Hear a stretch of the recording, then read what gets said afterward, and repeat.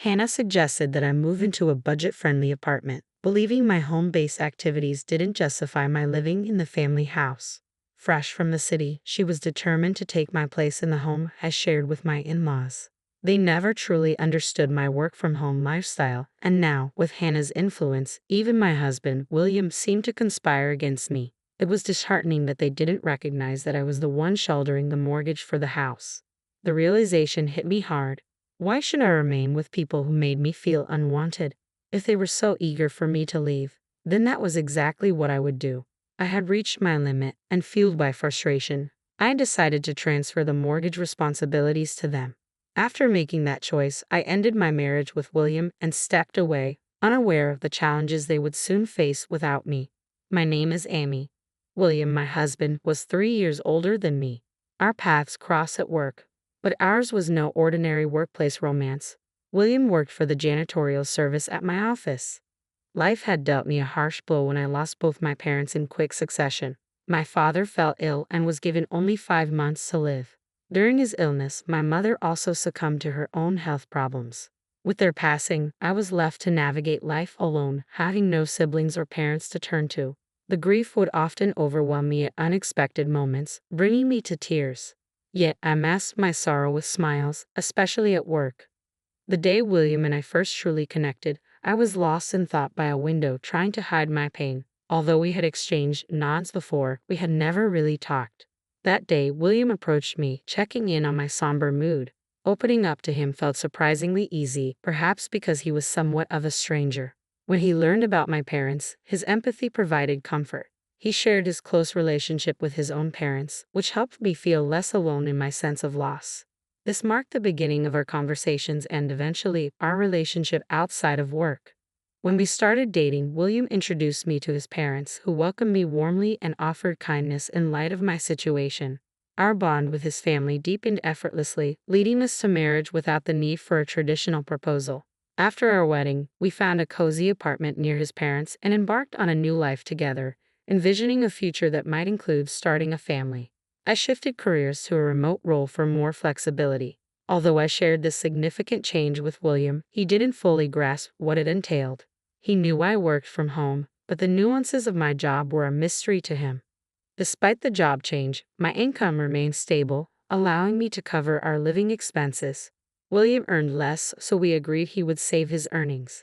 His financial contributions were minimal, primarily because his social life was modest and inexpensive, mostly involving outings with me or friends. He was comfortable with me managing our finances, which suited us well. Working remotely brought many benefits, including the joy of sharing leisurely meals with William, a luxury I never had at my old job. Cooking had once been a simple affair, but eager to please him, I found delight in preparing more intricate meals. Our life together felt tranquil and fulfilling. However, a few years into our marriage, an unexpected crisis struck. A devastating fire destroyed William's childhood home, erasing cherished memories and belongings. Thankfully, his parents were safe, but the loss was immense. They moved in with us temporarily, and I sought to uplift them, much like they had supported me through my own parents' deaths. I took on additional household duties and made comforting meals while managing my work. Despite our best efforts to make them feel at home, William's parents were acutely aware of the dependence on us and expressed concerns about overstaying their welcome. They clearly longed for their independence, which led William and me to a significant decision. We would build a new home to accommodate all of us. Although we had never explicitly discussed this before, it felt right given our circumstances. I had been saving diligently, separate from William's savings, and the timing seemed perfect to use those funds to construct a new home, a place symbolizing a fresh start for his parents while honoring the past. The original house, a charming wooden structure built by my great-grandfather, held many memories but was no longer practical. Our decision to build a new house was met with joy and gratitude from William's parents, marking the beginning of an exciting new chapter for all of us. This collaborative effort was a testament to our family's resilience in the face of adversity. As William's parents aged, their health concerns grew, leading to numerous special requests for the new house we planned to build. Eager to ensure their comfort, William proposed several additional features, which of course drove the cost significantly higher than we had initially planned. Despite the escalating expenses, we were determined to make it work. I embraced the enhancements for our new home, believing in the long-term benefits they would bring. Around this time, I began to notice a shift in dynamics between William and his parents, Samantha and Tyler. He started to assert himself as the primary force behind the house's construction, and they frequently expressed their gratitude to him while overlooking my financial contributions entirely. Despite the mortgage and ownership documents being in my name and the down payment coming from my savings, it seemed William hadn't shared these details with them. His constant claims led his parents to pressure me into showing gratitude for something I felt I had rightfully contributed to. My contributions weren't about seeking acknowledgement from William, Samantha, or Tyler. I contributed more financially simply because I was able to, not out of a desire for thanks. However, William's failure to correct his parents' misconceptions, combined with his jokes about my supposed indebtedness to him, left me feeling deeply frustrated. I didn't demand he disclose the full extent of my contributions, but I hoped he would at least stop diminishing my role. Instead, he seemed emboldened by the house construction project, and to my dismay, I discovered he was spreading falsehoods about his employment, falsely claiming a connection to the prestigious company I was associated with. While he did have business interactions with them, the way he presented it was misleading. This pattern of dishonesty and inflated self-importance eroded my trust in him, making interactions with his parents increasingly uncomfortable as they seemed to favor him unconditionally. I had hoped moving into our new home would alleviate these tensions, but the opposite happened. Once we settled in, the underlying issues intensified. William and his parents failed to understand the legitimacy of my remote work, misinterpreting my home-based job as leisure. Complaints about my supposed idleness became more frequent, accompanied by insinuations that I should contribute more despite my financial support and ongoing work commitments. Their attitudes drove me to seek refuge outside our home, opting to work from a cafe just to escape the constant snide remarks. This change in my work environment was a direct response to the growing discomfort and misunderstanding within my own home, highlighting the deepening divide between us. I continually urged William to address his parents' misconceptions about my work. While he might not fully grasp the nature of my job, it was my income that sustained our household, including his parents. All I wanted was for him to communicate this simple truth to them. However, William dismissed my concerns, suggesting I ignore their comments. Consequently, with the perception that I wasn't working, I became burdened with all the household chores, and his parents began to treat me like their personal assistant. Reaching my breaking point, I confronted them, expecting William's support during my moment of distress. Instead, he rebuked me for speaking out and shockingly presented me with divorce papers as a threat to conform to their expectations. His unprecedented anger and ultimatum left me feeling powerless, forcing me to reluctantly acquiesce to their demands. Following this incident, both William and his parents became distinctly indifferent towards me, leaving me with only my work as a respite, a means to escape the harsh reality of my home life. During this tumultuous period, Hannah, William's sister, came to visit our new home and decided to extend her stay. Almost immediately, William's parents began to air their grievances about me to her, criticizing me for spending too much time isolated with my computer and insinuating that I was neglecting my responsibilities. I felt as though I was living off their generosity without contributing, and they mocked my dedication to my work, questioning its validity and jesting that I must be a nerd for being so engaged with technology, all while suggesting I did nothing meaningful. Their conversations took a demeaning turn as they speculated about my past role, incorrectly suggesting that I had been a cleaner at Williams' company. This speculation was fueled by Williams' deceitful claims about his employment, creating an inverted narrative where he was positioned as a high-ranking employee while I was cast as a menial worker. This fabricated reality left me isolated and discredited. When Hannah announced her decision to move in permanently after quitting her job in the apparel industry, citing a desire for change and the allure of starting a business from our new, more luxurious home, my situation worsened. Her decision was met with enthusiasm from William and his parents, further marginalizing me in my own home. I found myself relegated to eating alone, preparing meals for a family that no longer included me at their table, all while juggling my work responsibilities. This arrangement persisted until Hannah's departure date when she unexpectedly declared her intention to stay indefinitely, finding the house comfortable and seizing the opportunity to reset her career. Her announcement was celebrated by William's parents and William himself, who took pride in the praise for the house. solidifying my position as an outsider within my own home. Despite Hannah's recent decision to stay with us permanently, there was no specific room allocated for her. Until her announcement, she had been occupying the guest room, but her new permanent status required a more permanent solution, and our house lacked additional space. After spending 2 weeks with us, Hannah boldly stated her expectation for me to vacate. "I'll live here, so you should leave," she declared confidently, suggesting that my home-based lifestyle didn't merit a place in such a desirable home. She insinuated that I should find a less expensive living arrangement elsewhere. Samantha, aligning with Hannah, dismissed my attempts to explain the validity of my work, leaving me defenseless against their baseless judgments. The assertion that I was unproductive simply because I worked from home was a tactic used to pressure me unfairly. Frustration mounted within me as William passively observed the unfolding drama, neither defending the truth nor correcting the misconceptions.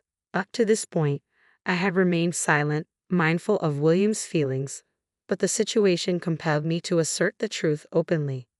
I confronted Samantha, Tyler, and Hannah, making it clear that the house was registered in my name, the mortgage payments were my responsibility, and the initial down payment had come from my savings, without any financial contribution from William.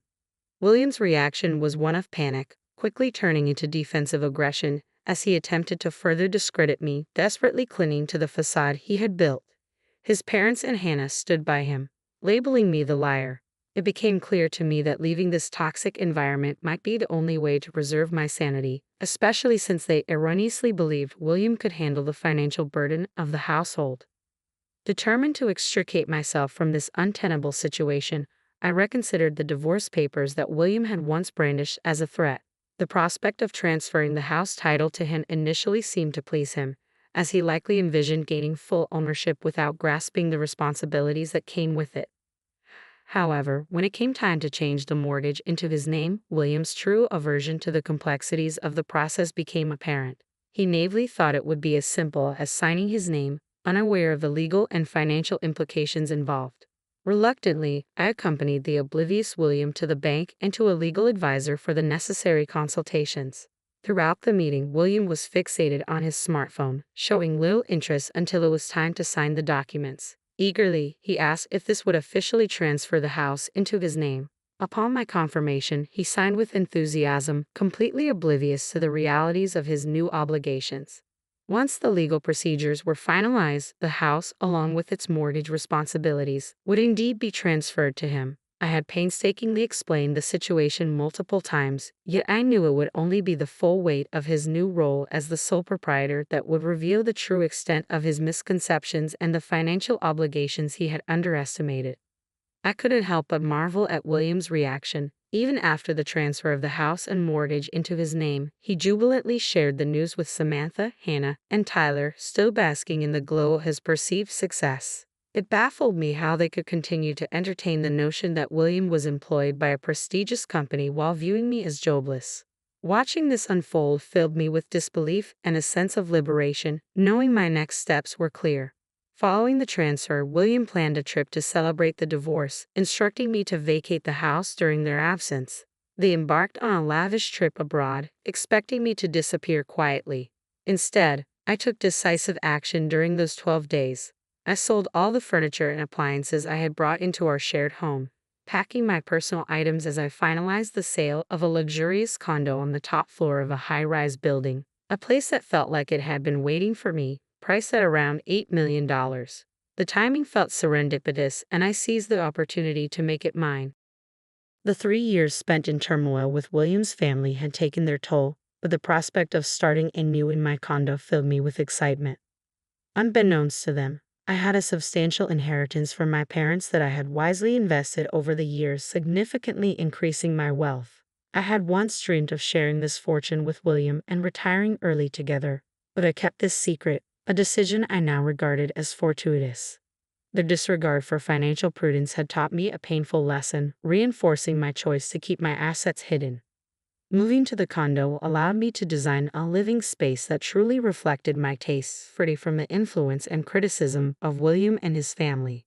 This new home became my sanctuary, where I could work in peace, surrounded by cherished objects and memories with no one to undermine my lifestyle. I looked forward to exploring new hobbies like joining a cooking class or yoga studio and embracing a tranquil life. Then, unexpectedly, I received a call from William upon his return. His voice was filled with shock and indignation as he discovered the absence of the furniture and appliances. He demanded their return, failing to understand that every item had been purchased with my money, thus it was my right to sell or move them as I pleased. I felt no obligation to leave behind any part of my life with them, wanting to sever all ties to a household that had brought me so much distress. In my new condo, I was truly free, ready to enjoy a life of peace and fulfillment far removed from the turmoil of the past.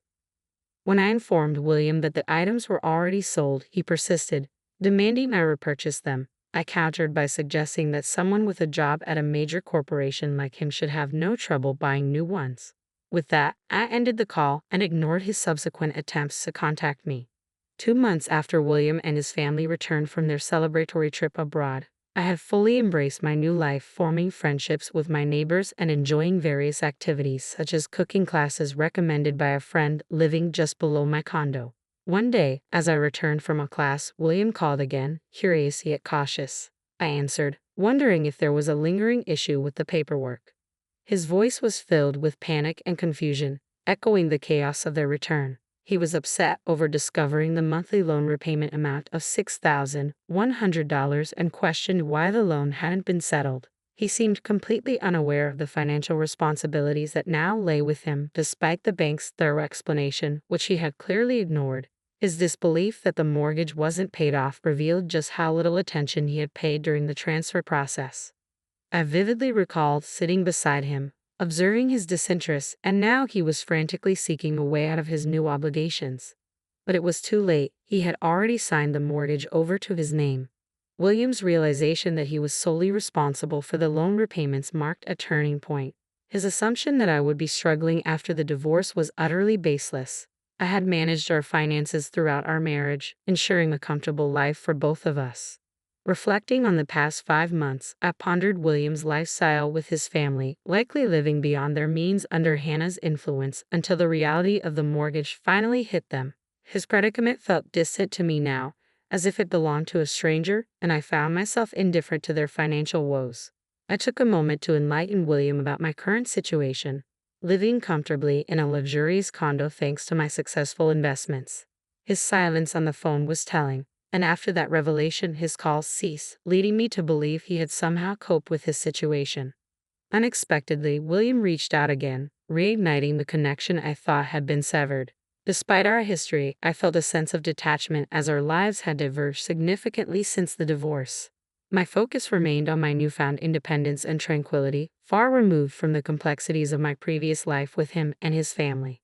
When William called this time, I wondered what urgent matter had prompted his reach. It turned out to be a crisis. Their house was in the process of being seized. In the background, I could hear the anxious voices of his family, Samantha, Tyler, and Hannah, each filled with desperation. William, panic evident in his voice, pleaded for my help. An enforcement officer was at their doorstep, explaining that the house was set for auction and they were on the verge of eviction. I was genuinely surprised when I inquired about any warning letters, suggesting they hadn't received any. Upon further questioning, he sheepishly admitted that such letters might have been intentionally overlooked, opened without any action taken. Each family member seemed to assume that someone else was managing the loan repayments. As the reality of their situation sank in, foreclosure looming, and the full loan amount demanded immediately, I couldn't help expressing my frustration at William's apparent hopelessness. I suggested pooling their savings as a potential solution, only to be met with the bleak reality that such an option was off the table. Samantha and Tyler had depleted their savings on lavish travels, banking on their son's future support, while Hannah hadn't left her job by choice. She'd been fired for embezzling funds, a far cry from the successful city life she claimed to lead. The financial facade they maintained crumbled, revealing a dire situation. William had exhausted his savings, living under the pretense of a lucrative job while his family indulged in extravagance, all under the false assumption that their financial stability was secure. The accumulation of these poor decisions led to the inevitable seizure of their home. In the midst of this chaos, William made a desperate proposition for all of us to live together in my luxury condo, as if our divorce hadn't severed our legal and emotional ties. My response was firm and unequivocal. I refuse. Our divorce marked the end of our shared paths, and my new life in the condo was a sanctuary built for my independence and success, far removed from the turmoil and deceit that had characterized our marriage. As the saga unfolded, my resolve hardened, especially after hearing my ex-in-laws, Samantha, Tyler, and Hannah, hurling insults at me in the background of the call. They called me heartless, a scammer, and a thief, only solidifying my decision to cut ties with them. Their bitterness and blame were a direct consequence of their own choices, showing no signs of self-reflection or remorse. Eventually, their argument spiraled inward, turning into a cacophony of blame among themselves. At that moment, I chose to sever all ties, quietly ending the call and ensuring no further contact by blocking William's number. A few days later, a newspaper headline caught my eye, detailing a father-son altercation that escalated to police intervention, immediately raising suspicions about William and his family. Confirmation came through a mutual acquaintance, revealing the dispute did indeed involve them and stemmed from tensions that boiled over after my last conversation with William. The altercation led to their arrest and minor injuries for all involved, along with a police warning. This incident not only bruised their physical well-being but also tarnished William's professional reputation, as rumors of the fight spread through his workplace, leaving him in a precarious position. Following the fight, the house was sold and the family relocated to a dilapidated apartment, a stark contrast to their previous living conditions.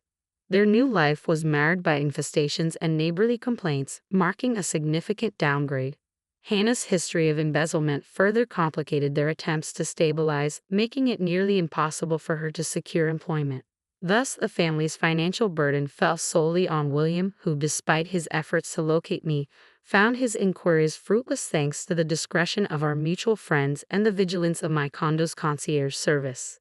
This chapter of my life, filled with turmoil and strife, felt conclusively closed as I embraced my new existence in the luxury condo. Far removed from the chaos, my days were now filled with hobbies, work, and the peaceful solitude of single life.